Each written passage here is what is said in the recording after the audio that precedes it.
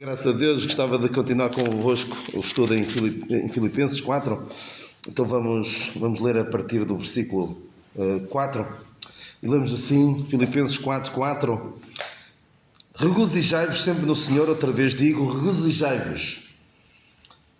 Seja a vossa equidade notória a todos os homens, perto está o Senhor.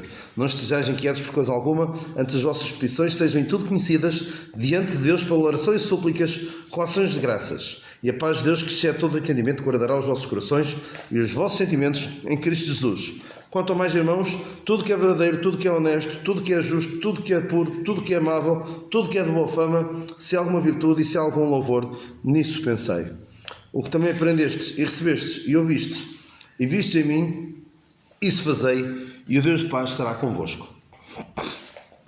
Nós, da última vez que estive aqui convosco, à quarta-feira, falámos em particular destes dois versículos, do 6 e do 7, em que Paulo fala sobre a inquietação que por vezes surge quando passamos por situações complicadas, situações difíceis, e que não tínhamos ilusões, não vamos atrás daquela ideia que aqueles que são do Senhor não passam por dificuldades, não passam por tribulações. Alguns dizem até o anjo do Senhor acampa-se ao redor dos que o temem e os livra.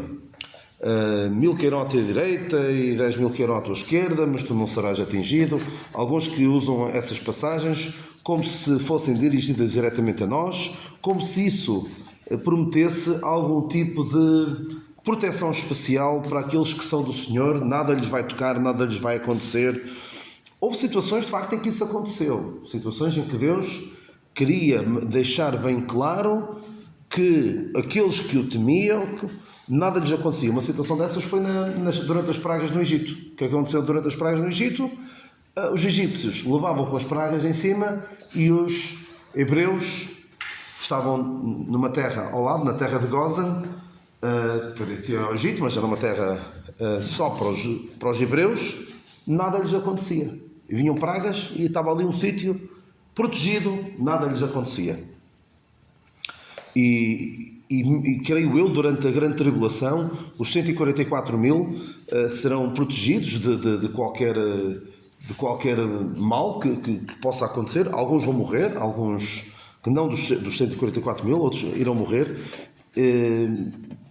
Mas hoje em dia não temos esta promessa de nada vai correr mal.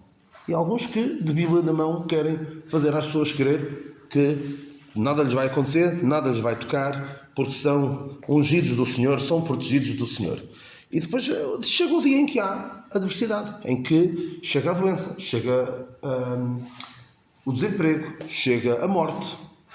E depois como é que as pessoas lidam?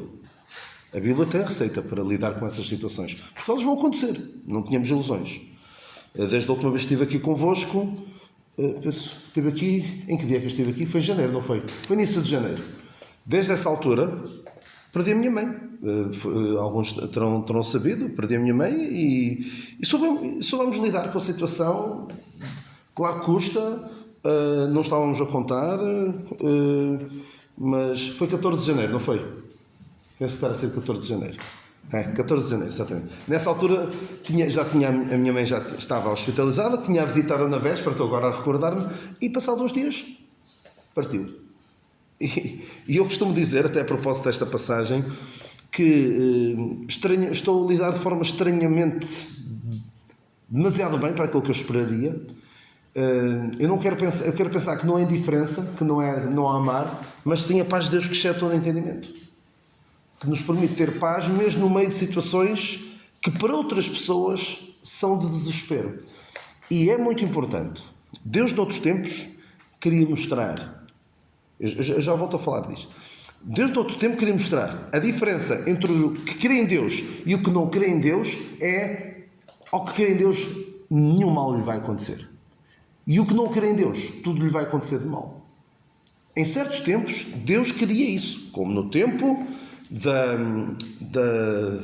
descendência de Jacó, no Egito, o povo de Israel, que nada lhes acontecia e aos outros acontecia tudo. Hoje, Deus quer mostrar que aquele que crê em Deus, apesar de lhe acontecer a mesma coisa que acontece aos outros, sem diferença nenhuma, em termos de... é um pouco aleatório.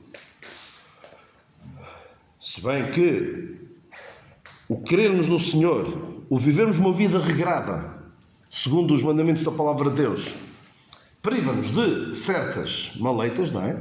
Doenças sexualmente transmissíveis, bebidas relacionadas com o consumo excessivo de álcool, com o consumo de substâncias prejudiciais para a saúde, até problemas do foro mental, porque podemos recorrer a Deus quando outras pessoas ficam em desespero.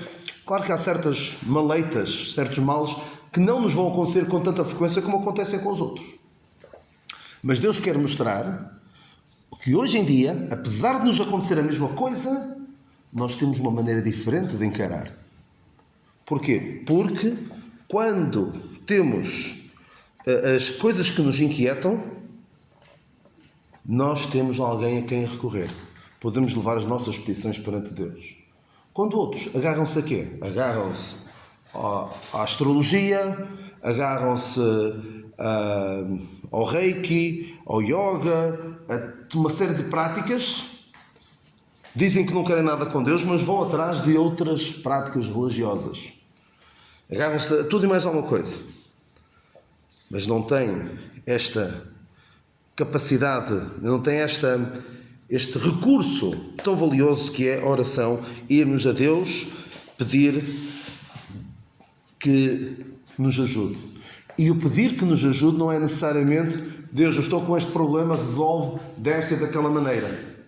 Nada disso. Nada de mais errado do que ir a Deus dizer-lhe o que é que se passa connosco, sim, mas dizer, o meu problema é este, resolve desta maneira. Isso é errado. Experimentem fazer isso a um médico. Senhor doutor, o meu problema é este, eu quero que me faça isto e isto e isto, que eu sei que vai resultar. Eles, olha, aí foste tu que tiraste o curso de medicina, andaste décadas a estudar para agora me dizeres a mim qual é a receita para o teu problema. Deus anda nisto há milhares de anos, tem muito mais experiência e Deus é todo sábio. Deus conhece o fim desde o início e Deus tem uma visão ampla das coisas. Enquanto nós só vemos um curto espaço de tempo desde que tomamos consciência de nós mesmos até ao presente tempo, Deus vê desde sempre. E Deus sabe todas as coisas. E Deus sabe quais são as consequências das nossas ações.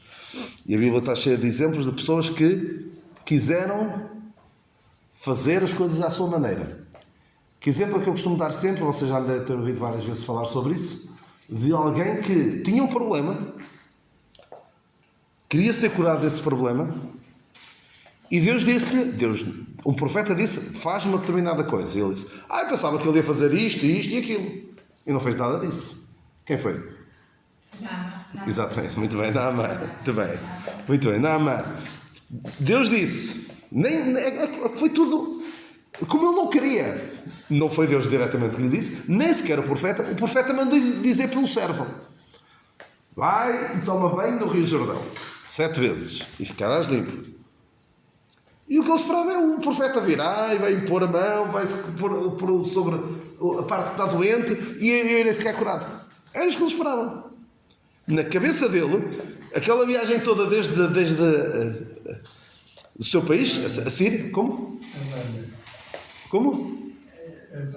Havana. Não, Havana e Farfar eram os rios lá de Damasco. Ele veio desde Damasco e os rios de Damasco, Havana e Farfar, eram muito melhores do que o Rio Jordão, porque o Rio Jordão era sujo. Eu nunca fui a Israel, mas quem já foi diz que o Rio Jordão é assim uma coisa linda. E agora já deve estar mais tratado do que na altura. Era um rio que não era nada de especial. Só que Deus tem a sua maneira de agir. E não é a nossa. Nós temos a nossa maneira de pensar, a expectativa que criamos daquilo que Deus vai fazer. E muitas vezes Deus não faz as coisas da maneira que nós queremos, da maneira que nós pensamos que Ele ia fazer. E ficamos desiludidos. O grande problema, por isso é que é importante estudar a Palavra de Deus, é importante termos pessoas que ministram a Palavra de Deus de uma forma fiel. mesmo que seja dura, mesmo que não diga aquilo que nós queremos ouvir. É importante alguém que pegue na Bíblia e diga: Deus não promete resolver todos os problemas da maneira que nós queremos. Deus não nos promete saúde. Deus não nos promete prosperidade. Deus não nos promete tudo de bom como nós gostaríamos de ter. Claro que nós vamos encontrar em Deus conforto, mesmo no meio das situações mais adversas. Mas não vamos encontrar aquilo que provavelmente gostaríamos, que esperaríamos. Mas vamos encontrar força e capacidade para suportar. Isso Ele promete. Ele promete. Dei também o exemplo do rei Ezequias, exatamente. Deus disse: vais morrer? Ele disse: oh não, tenho pena de mim, eu tenho que ser tão bom. E Deus: está bem, ok, pediste muito, eu vou dar-te o que queres. Foi uma desgraça, viveu mais 15 anos, teve um filho que foi o pior rei de Judá, e quando ele ficou melhor, vieram uns emissários de um país longínquo, que não sabia ainda que era da Babilónia, e foi muito mau ele ter aberto as portas escancaradas, a mostrar tudo e mais alguma coisa do que havia lá no seu palácio. Entregou o ouro ao bandido, por assim dizer. Portanto, nós não temos a certeza do que há de ser melhor para nós. Mas o que Deus, ou seja, Deus não promete necessariamente, não estejam inquietos por coisa alguma, antes as nossas petições sejam tudo conhecidas diante de Deus. Com orações e súplicas, com ação de graças. Não nos esqueçamos de agradecer a Deus. E qual é a receita de Deus? A paz de Deus. Deus só promete paz. Promete a paz de Deus, que excede todo o entendimento, que guardará os nossos corações e os vossos sentimentos em Cristo Jesus. Ou seja, os nossos corações, os nossos sentimentos precisam ser guardados em Cristo Jesus. Porquê? Porque são enganosos. Porque nós vamos querer coisas que se calhar não é melhor para nós. E nós se calhar não vamos conseguir compreender, humanamente falando, aquilo que Deus está a fazer. Portanto, nós precisamos desta paz de Deus, precisamos desta ação de Deus em nós para conseguirmos aceitar o desfecho tal como ele é. Porque se nós prepararmos os nossos irmãos, quando passa, por exemplo, algo que eu acho que vão perceber a expressão, há coisas que me irritam no meio dos crentes. Eu não estou a falar daquelas coisas, daqueles pecados, claro que me irrita, fico triste com o pecado, mas há coisas, expressões que me irritam um pouco. Uma daquelas é o por amor à paz, irrita-me bastante. Eu sei que nós devemos ter paz com todos os homens, mas às vezes por amor à paz diz por amor à paz, e não se trata dos problemas por amor à paz, não é? Essa é uma das pessoas que me irrita. Mas outra é que vai correr tudo bem. Vai correr tudo bem. Querendo dizer, está alguém a passar por uma situação difícil e a tendência de toda a gente é dizer: olha, vais ver que vai correr bem. Confio no Senhor, vai correr tudo bem. Assim, pode correr muito mal. No meio de uma doença, pode vir a morte. Eu já estava à espera,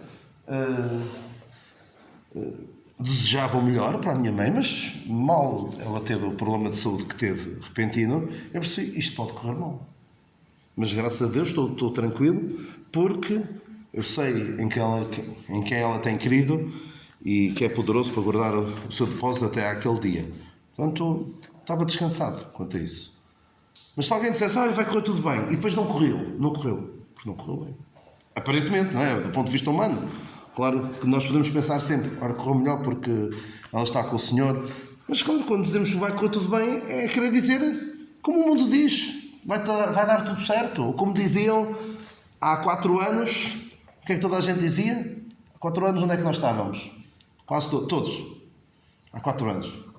Não, estávamos em casa, de certeza absoluta, enviados como se viesse o anjo da morte no tempo das pragas do Egito. Eu pelo menos, estamos aqui a 20, não é? 20 de março, sim, era uma quinta-feira, há 4 anos. Sim, era quinta-feira, quando uma semana depois, sim, à volta disso. Quando nós viemos todos para casa, e pelo menos eu não arredei pé de casa durante alguns meses. Mas o que é que se dizia na altura? Que até viu os arco-íris que pintavam nas portas das casas. Vamos todos? Vamos todos ficar bem. Eu costumava dizer, se havia alguma coisa que se podia dizer sobre todos, vamos morrer todos. Se o Senhor não vier antes, vamos morrer todos. Não é? É essa a realidade. Portanto, os ingleses têm a expressão que é wishful thinking. Pensar, vai tudo correr bem. É pensamento positivo, mas pensamento positivo não traz nada. Só por si. Olha, vamos fazer aqui... Isto é uma maneira pagã de pensar nas coisas. Uma maneira esotérica. Ou seja, não é de Deus. É um pensamento positivo. Vamos chamar uma energia positiva. Isto não quer dizer nada. O dizer vai tudo correr bem, sem base nenhuma, pode trazer algum conforto momentâneo, mas não tem substância. É como uma bola de sabão. É bonito, vê-se, mas vai-se num instante. Eu posso agarrar-me àquilo? Não posso. Agora, o que é que eu me posso agarrar? Posso agarrar-me às promessas da palavra de Deus. Deus promete paz. Deus promete graça também. O Senhor disse a Paulo, quando Paulo pediu a Deus 3 vezes para o livrar do espinho na carne. Devia ser algo tão intenso, tão doloroso, tão incomodativo, que levou Paulo, que era das pessoas mais desligadas da parte física, pensava no espiritual, estava sempre a falar do espiritual. Não vemos Paulo, creio eu, uma única vez nas suas epístolas a rogar pela saúde física dos crentes.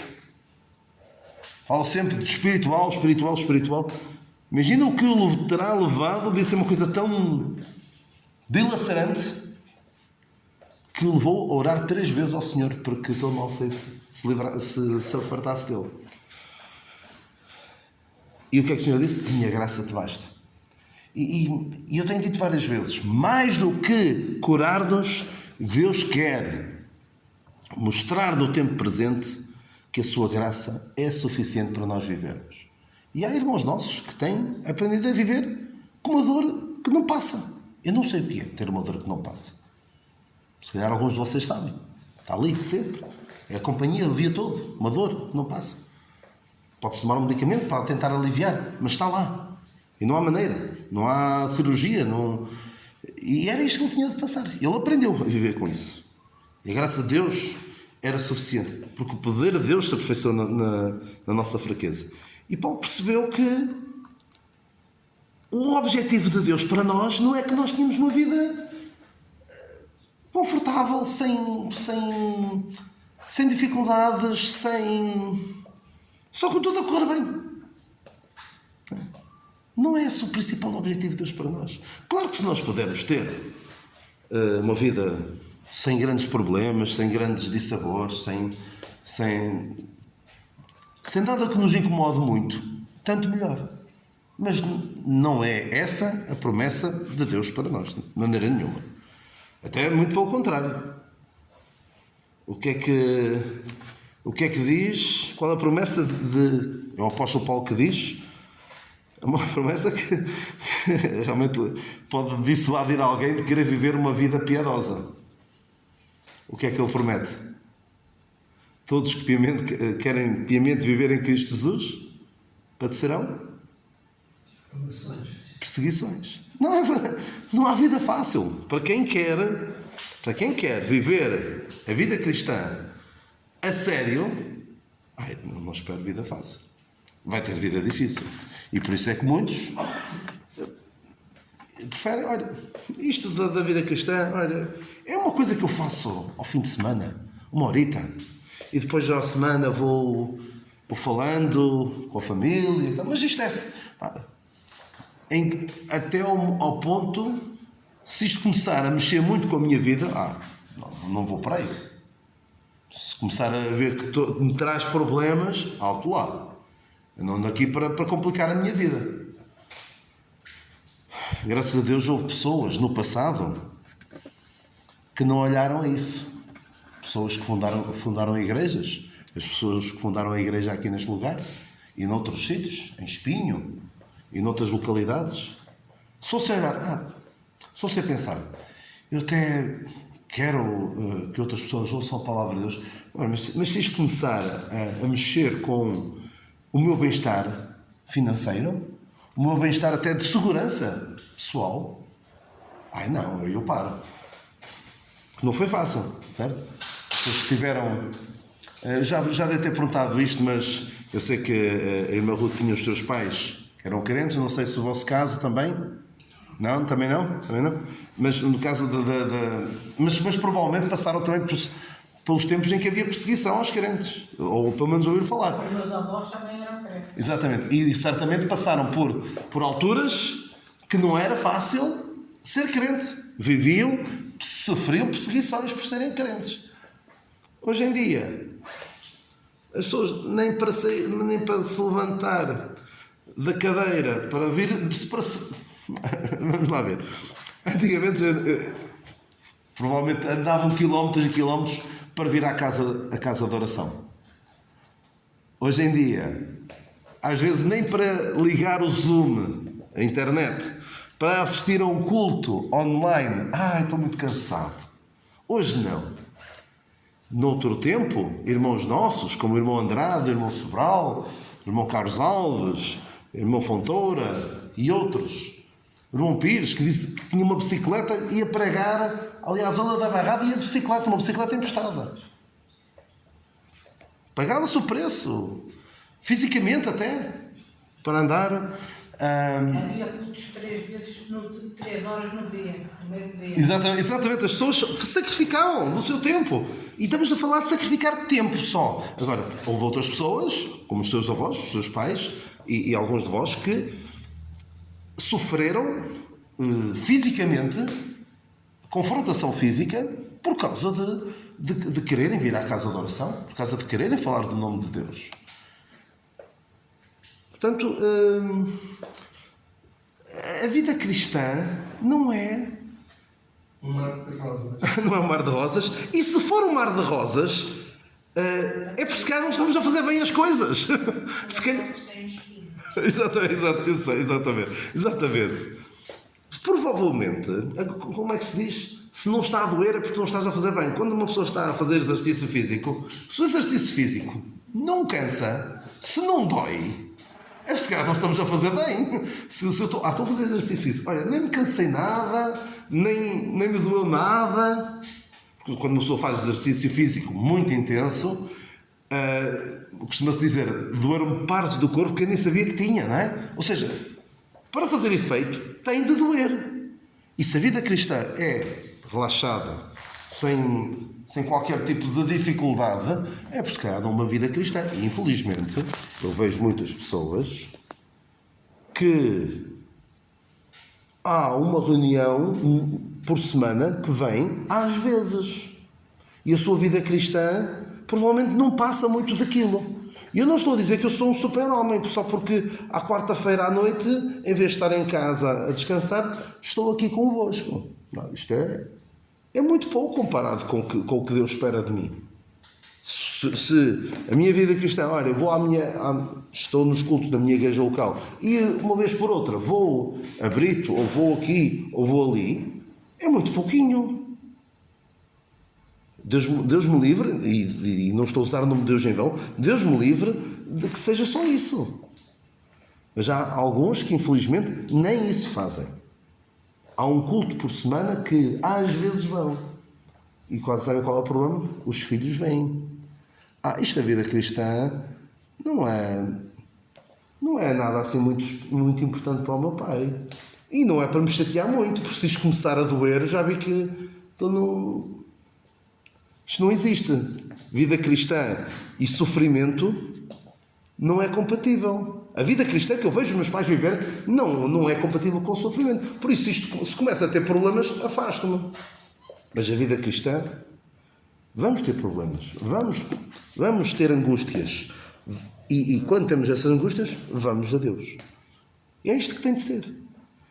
Não podemos ensinar outra coisa. Não podemos ensinar que vai correr tudo bem e que não vai haver chatices. Vai haver chatices. E se houve alguém que teve problemas de todo lado, Paulo falou de problemas com os que eram descrentes e também com os falsos irmãos e com as igrejas. Era problemas uns atrás dos outros. Porquê? Porque se envolvia. Procurava estar presente e preocupava-se com o bem-estar dos outros. Agora, quem não se preocupa, quem olha para a vida cristã como algo, lá está, algo que faço 1 hora por semana, é muito pouquinho. E eu acho que já vos disse isso. Vocês aqui fazem cedo o Senhor meia hora mais cedo, mas em muitas igrejas onde eu vou ministrar a palavra de Deus, tento chegar a tal meia hora mais cedo, e há muita gente que só chega depois para o culto de pregação. Não consegue ir meia hora mais cedo. A semana tem 168 horas. E é aquela horinha, e se o pregador se estica um bocadinho, às vezes até sai. Porque é aquela hora contadinha. A vida cristã tem de ser muito mais do que isso. Mas então, nós temos esta promessa de Deus, temos esta receita de Deus. A receita de Deus é o quê? Ele dá-nos paz, uma paz que não é uma paz como o mundo a dá, uma paz que excede todo entendimento. O próprio Senhor diz: dou-vos uma paz. É que Ele diz, João 14, deixo-vos a paz, a minha paz vos dou, não vos a dou como o mundo a dá. Não se turbe o vosso coração, nem se atemorize. É uma paz diferente da paz que o mundo dá. A paz que o mundo dá é uma paz que é momentânea e não é certa. Está dependente das circunstâncias.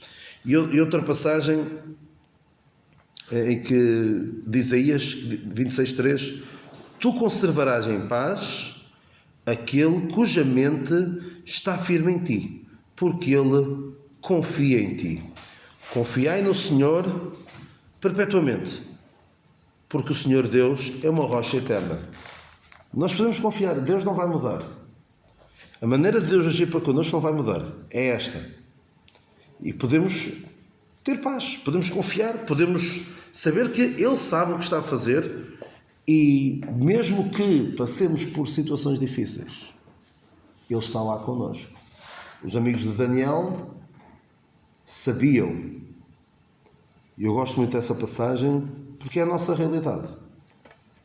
Quando nós temos uma situação difícil pela qual estamos a passar, sabemos uma coisa: Deus é poderoso para nos livrar. Não é? Deus é poderoso para nos livrar. Mas mesmo que não o faça, não é por isso que vamos mudar a nossa posição. Ele diz, ali a questão era adorar a imagem que o rei Nabucodonosor tinha mandado fazer. Eles disseram: não vamos ceder, não vamos mudar a nossa perspectiva, a nossa opinião sobre Deus só por causa daquilo que Ele nos dá.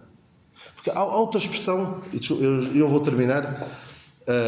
Já agora, Paulo é um bocado como eu sou Paulo também, eu sou muito paulino, porque Paulo diz várias vezes, finalmente, na nossa versão não se lê assim, mas na inglês é finalmente irmãos, e Paulo está a meio da epístola, no primeiro versículo do Filipenses 3, resta irmãos meus, em inglês é finalmente irmãos meus, vai a meio da pregação e já está a dizer finalmente, e eu sou um bocado assim também, ainda vai a meio e está a dizer finalmente. Não, mas agora para ver se como? Exatamente. É o 3:1. Ele diz, e depois aqui no versículo 8 também é final. Nesta versão, na Fiel, exatamente, na Fiel. Eu tenho a revista corrigida tradicional, não tenho esta corrigida Fiel. Sim, mas a ideia é a mesma. Aqui passa melhor a ideia do finalmente.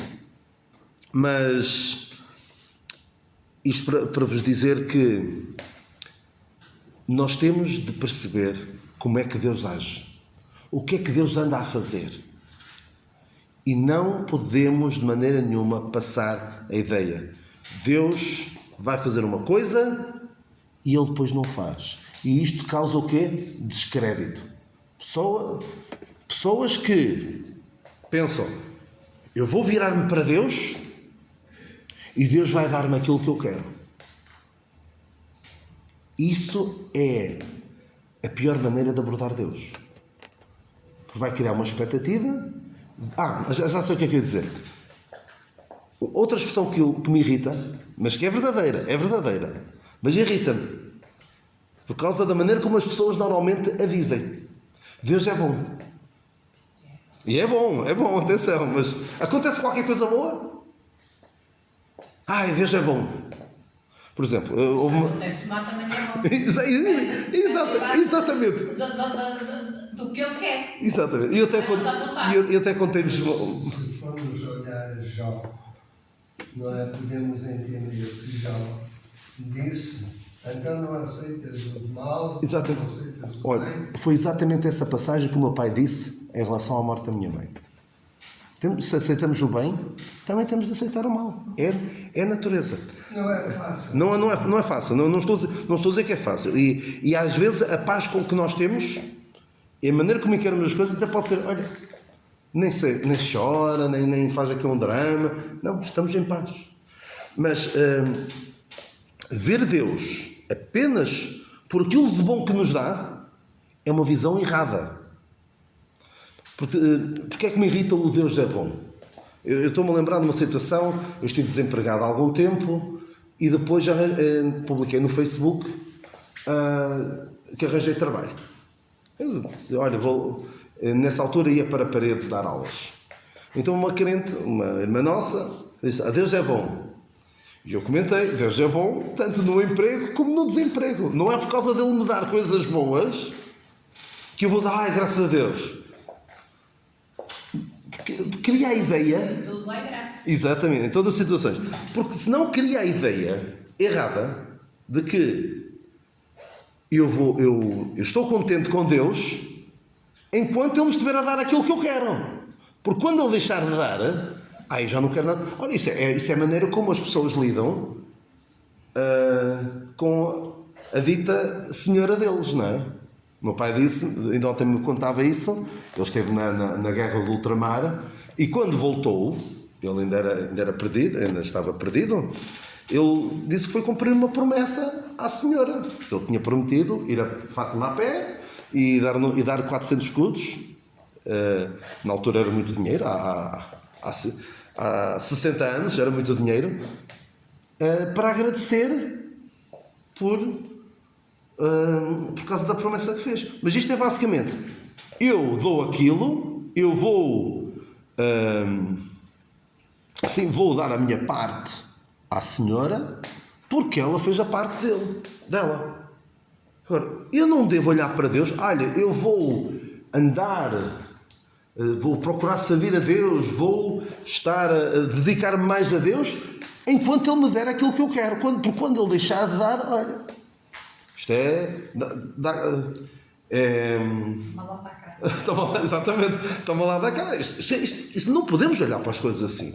Aliás, nós conhecemos a palavra de Deus e Deus diz que no mundo encontrareis aflição. Exatamente.